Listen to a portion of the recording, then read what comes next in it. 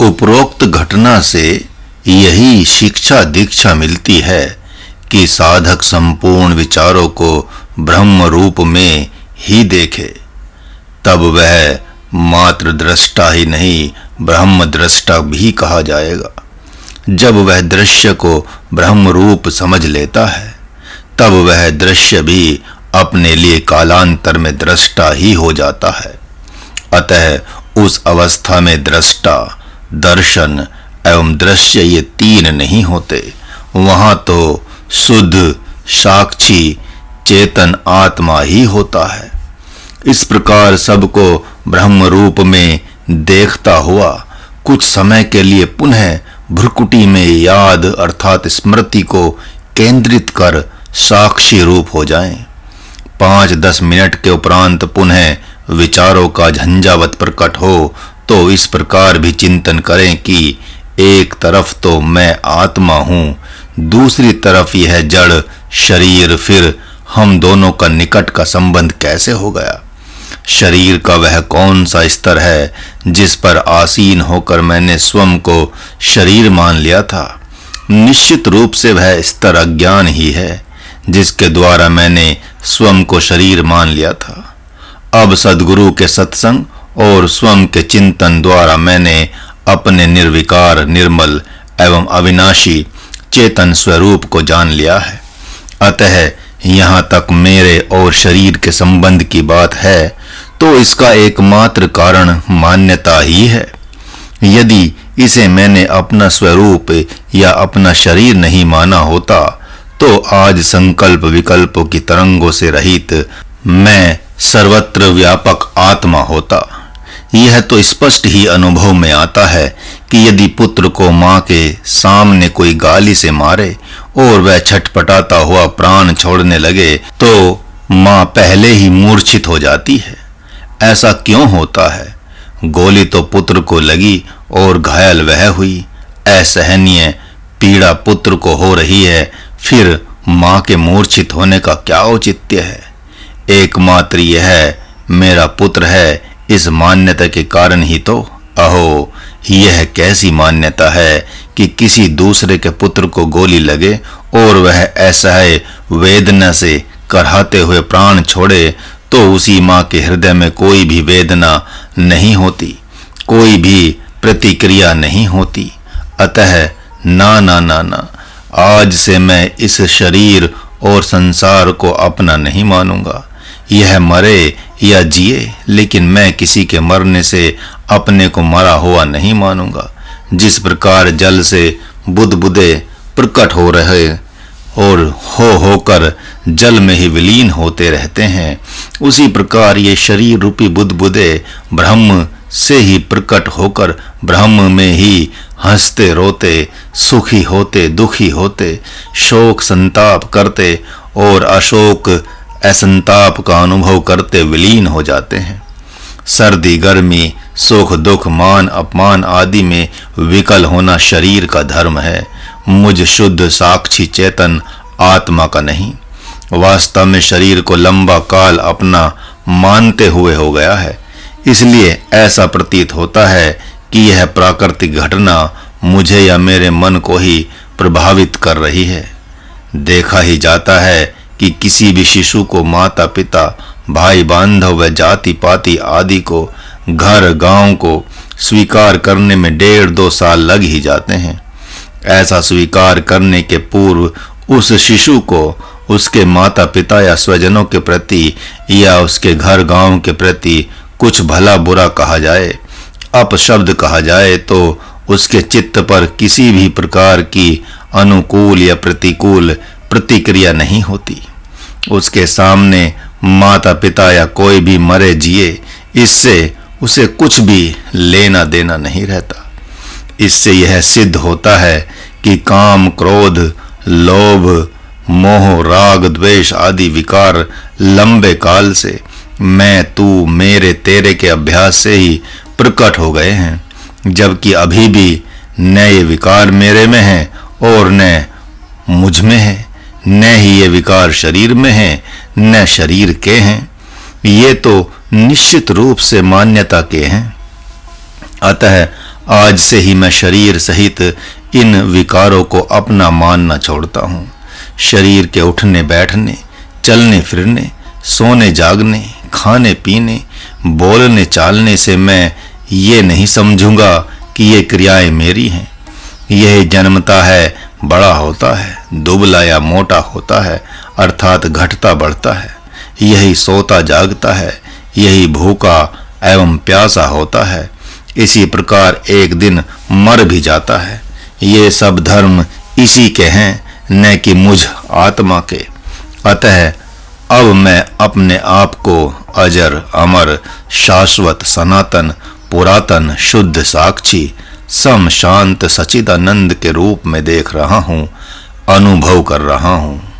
इस प्रकार चिंतन करता हुआ भ्रुकुटी में ही वह साधक पुनः मौन होकर प्रतीक्षा करे तो कुछ ही महीने में अंतर प्रकाश वर्तुलाकार होता हुआ नेत्रों के सामने प्रकट होता दिखाई देगा।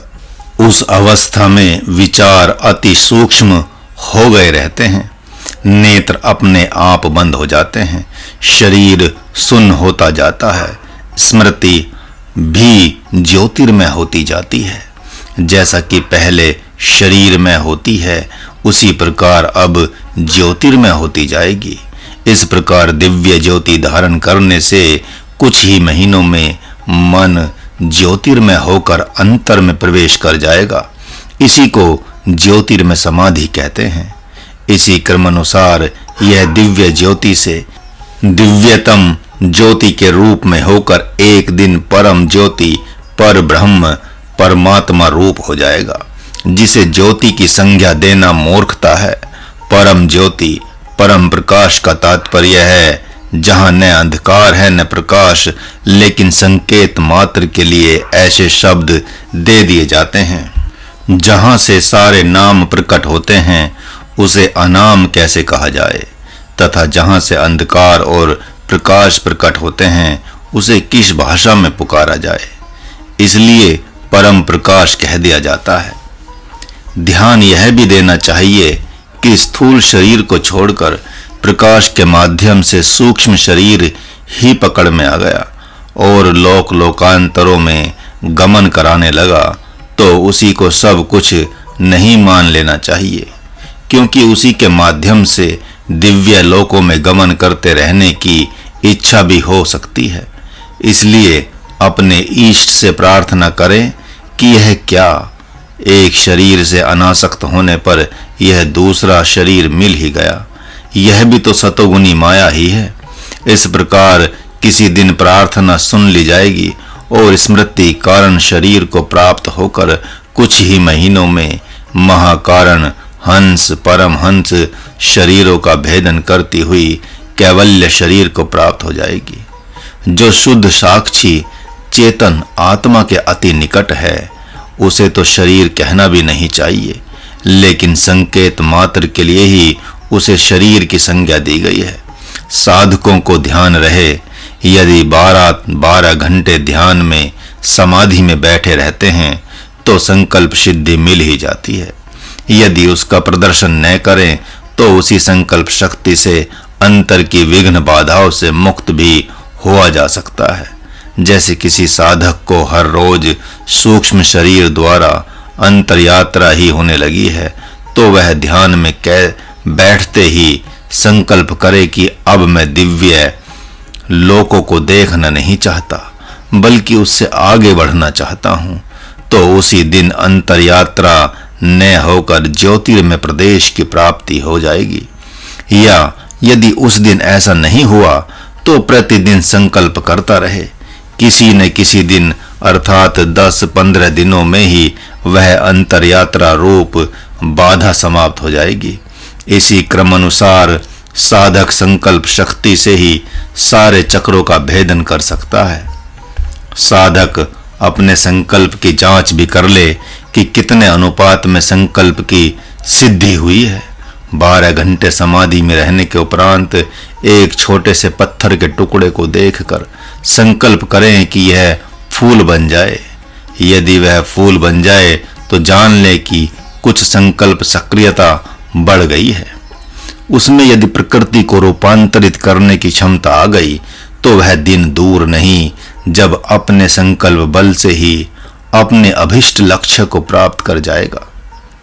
ध्यान रहे कि यदि कोई साधक भ्रुकुटी के माध्यम से ही अंतर्मुख होना चाहता है तो कोई निश्चित नहीं है कि उसके पास सर्वप्रथम दिव्य ज्योति ही प्रकट होगी, बल्कि सर्वप्रथम नाद अनाहद नाद भी प्रकट हो सकता है। 1976 में एक साधक दिन रात ध्यान में बैठा रहता था। कुछ महीने के बाद अनाहद नाद का प्रथम चरण प्रकट हुआ जो झिंगुर की आवाज झंझन जैसा होता है। कुछ दिन तो वह यही समझता रहा कि यहाँ कोई झिंगुर है जो झंझन सी आवाज कर रहा है। कुछ दिन के उपरांत उसने सोचा कि यह कैसा झिंगुर है जो कभी आवाज बंद करता ही नहीं। ऐसा सोचकर दीवार और कुछ जगहों की तरफ देखा, किंतु झिंगुर दिखाई न पड़ा। हाँ, वह आवाज जो प्रथम अवस्था में बाहर प्रतीत होती थी वह शरीर के भीतर ही मस्तिष्क से प्रकट होती हुई प्रतीत हुई। उसके पूर्व उसने सुना नहीं था कि नाद या प्रकाश प्रकट होता है, न ही पढ़ा था। अब वह नाद बढ़ता गया, फैलता गया और असंख्य रूपों में प्रकट होने लगा। जैसे रेल के इंजन को चालू कर चालक ब्रेक लगाकर छोड़ देता है, उसी समय सभी कलपुर्जों से जैसे असंख्य शब्द प्रकट होते हैं, वैसे ही उन शब्दों में एक ऐसा नाद था जो अति गंभीर मानो संपूर्ण नादों का केंद्र बिंदु हो। घंटे पर चोट करके यदि छोड़ दिया जाए तथा ध्वनि को सुना जाए तो मानो लगता है कि ओंकार की ध्वनि गूंज रही हो। ओम ध्वनि हो रहा है, मैं की प्रतीक्षा हो। अब वह साधक उसी मुख्य ध्वनि में अपने मन को केंद्रित कर दिया तथा धीरे धीरे जब वह शब्द पूरी तरह से उसके मन की पकड़ में आ गया तो स्वतः ही वही शब्द उसकी धारणा का केंद्र बन गया और भ्रुकुटी अपने आप छूट गई। धीरे धीरे वह अनाहद नाद से ही अंतर्मुख होने लगा। प्रत्येक चक्रों से नाद झंकृत होने लगा और जब अच्छी प्रकार से मन नाद में हो जाता था तो उसी नाद से उस चक्र में उतर जाता था। इस प्रकार वह कुछ ही महीने में शब्द से निशब्द में उतरने लगा और कुछ ही महीनों में समाधिस्थ हो गया। ध्यान रहे, जब शब्द धारण और धारणा सिद्ध हो जाती है उस समय एक साथ किसी चक्र के शब्द ऊर्ध्वगामी होते हैं तो प्रथम अवस्था में रोम रोम भय से कांप उठता है और समाधि से साधक वंचित रह जाता है। लेकिन यदि उस भय को अपने इष्ट के प्रति समर्पित करता रहे तो कुछ ही महीनों में वह भय जाता रहता है। यह भय चाहे ज्योतिर्मय ध्यान हो या नाद में ध्यान, दोनों के समय प्रकट होता है। ध्यान रहे, किसी किसी साधक के सामने ज्योति और शब्द एक साथ प्रकट होते हैं। अतः वैसी अवस्था में जिसमें मन की धारणा सुगमता से हो रही हो उसी का चुनाव करें। ध्यान रहे कि भ्रुकुटी में स्थूल धारणा ज्योति और शब्द पकड़ लेने के उपरांत छोड़ने के लिए हैं। बहुत से साधक भूल करते हैं कि लंबे काल तक वे भ्रुकुटी को छोड़ ही नहीं पाते, जिससे समाधि लाभ शीघ्र अति शीघ्र होने में बाधा पड़ती है। ध्यान रहे, जो प्रथम में निर्विघ्न और निर्विकल्प ध्यान की बात की गई है उस ध्यान योग में भी ज्योति और नाद प्रकट होते ही हैं, लेकिन उनसे उदासीन होकर साधक चिंतन करता रहता है तो धीरे धीरे अचिंतन में होकर अपने आत्मस्वरूप में स्थित हो ही जाता है। यदि उसे उस अवस्था में एक अंश भी ज्योतिर्मय या नाद में चेतना समाधि की कामना हो जाएगी तो फिर वही समाधि लगनी प्रारंभ हो जाएगी, जो उसके निर्विकल्प ज्ञान में समाधि के लिए तो बाधा ही है। ध्यान रहे, कोई साधक ऐसा न समझ ले कि सर्वप्रथम आसन सिद्ध करना होगा फिर आत्मचिंतन करना होगा। बल्कि आत्मचिंतन चलता रहेगा और आसन भी सिद्ध होता रहेगा। यही नहीं, आत्मचिंतन होने से तो आसन शीघ्र सिद्ध होता है। यदि आसन समय अनुसार सिद्ध नहीं हो रहा है तो जानना चाहिए कि अहिंसा, सत्य, अस्तेय, ब्रह्मचर्य, अपरिग्रह, तप, स्वाध्याय, ईश्वर प्रणिधान आदि व्रतों में कोई न कोई व्रत अवश्य ही सिद्ध नहीं हुआ है। इसलिए घबराए नहीं, बल्कि दोष को दूर करें। ध्यान रहे कि भगवान नारायण ने आत्मचिंतन के साथ ज्ञान में ध्यान में उतरने की बात की है, न कि ज्योति, नाद या जप के साथ। लेकिन जिन्हें यह समझ में न आवे उनके लिए महाराज ने निर्विकल्प ध्यान में उतरने के लिए सविकल्प ध्यान की व्यवस्था दी है। ध्यान यह भी रखना चाहिए कि यदि संकल्प सिद्धि नहीं मिली, अर्थात शाम से सुबह तक एक ही बैठकी में बैठकर ध्यान करने से भी संकल्प शक्ति सक्रिय नहीं हुई, तो कोई बात नहीं, असंतोष को अवसर न दे और सुबह से शाम तक या शाम से सुबह तक ध्यान में बैठते रहें। ऐसा करने से 5, 10, 15, 20 दिनों में तो संकल्प शक्ति जग ही जाएगी। महाराज को हठ योग की नौली क्रिया करनी थी। आत्मानंद को पहले ही दिन नौली क्रिया होने लगी, लेकिन महाराज को 21 दिन में होनी प्रारंभ हुई। वह भी जब हर रोज सुबह शाम 1-1 घंटा नल निकालने का प्रयत्न करता था। आत्मानंद को तो आवश्यकता ही नहीं थी इस क्रिया की, तो उनकी सहज में हो गई, और जिसे आवश्यकता थी उसमें इतनी देरी हो गई। ध्यान रहे कि जो साधक 5-7 घंटे एक बैठकी में ध्यान कर रहे हैं, उन्हें एक सप्ताह में एक बार सुबह अच्छी प्रकार गज करनी, जल पीकर वमन करना चाहिए, और 1 महीने में 1 दिन शंख प्रक्षालन भी कर लेना चाहिए, जिससे ध्यान में बैठने से शरीर में बढ़ी हुई गर्मी शांत हो जाए। अन्यथा रोग होने की भी संभावना बनी रहती है। तथा जो साधक एक बैठकी में 12 घंटे ध्यान में बैठ लेते हैं, वे 10 में 1 दिन शंख प्रक्षालन करके दिन भर कोई अन्य क्रिया न करें, बल्कि शरीर को विश्राम दें।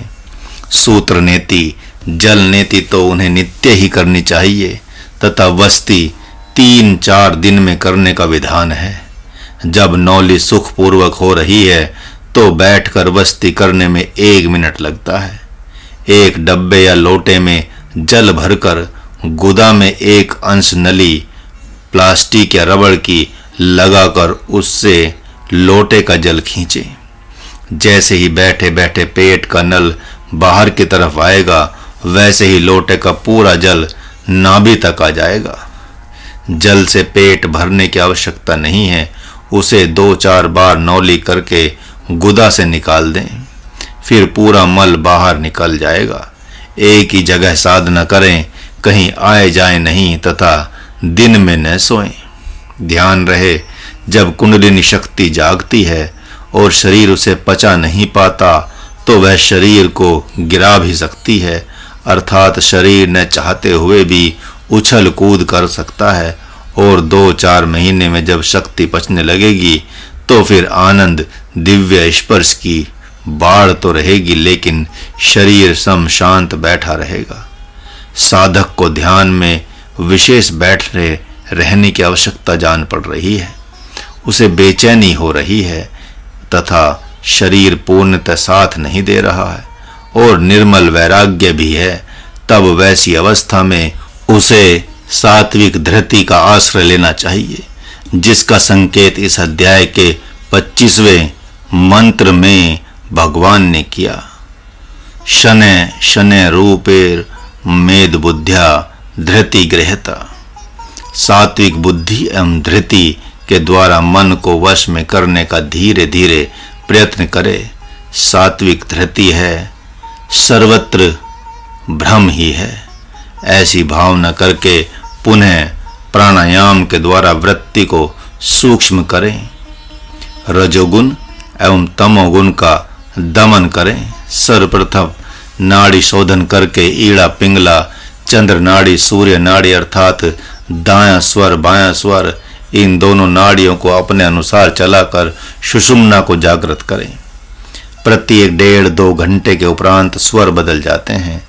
उस स्वर की स्थिति में 1-2 मिनट के लिए ही सुषुम्ना खुलती है।